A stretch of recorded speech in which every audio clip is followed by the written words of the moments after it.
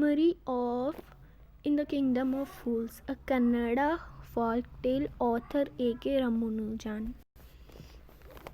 About the kingdom. In this story of the kingdom where the king and the minister both were foolish, they had ordered that night be treated as day, and all people should work after dark and should go to bed as soon as sun came up. King's orders were followed by the people by fear of death. About disciple. The disciple was a food freak.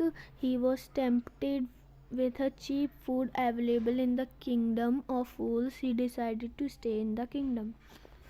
About Guru. Guru was wise. He knew that the behavior of the fools is unpredictable. He advised the disciple not to stay there, but the disciple did not realize the danger. Trouble starts. Thief breaks into a merchant house. Wall collapses and the thief dies. The thief's brother blames the merchant for his brother's death. The king summons the merchant. The trial. The merchant says it is the fault of the bricklayer.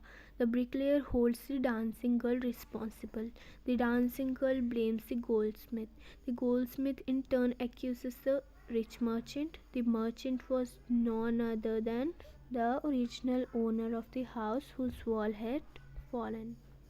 The unique trial.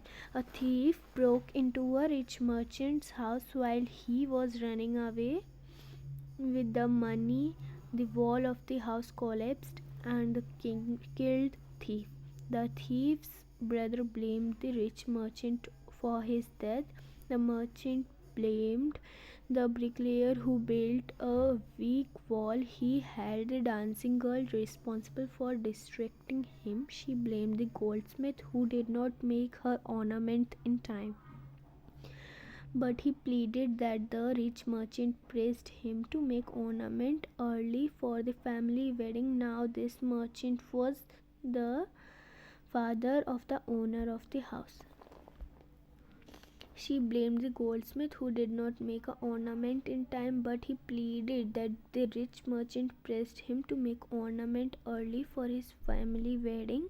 Now this merchant was the father of the owner of the house.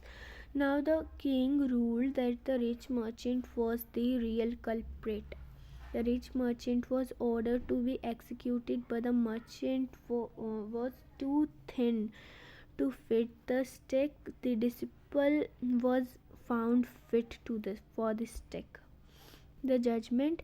Justice had come a full circle through this king. He ordered the merchant to be executed.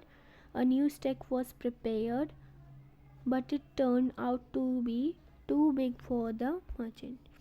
Funny alternative. The king orders to find a fat man to fit in the stake.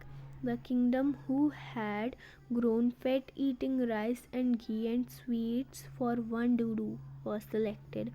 The disciple was shocked and remembered the words of his guru's trick.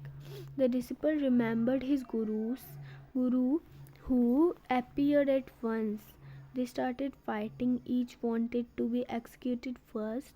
The guru explained to the king whoever died to the stake first would be reborn as the king of the country. Whoever died next would be reborn as the minister.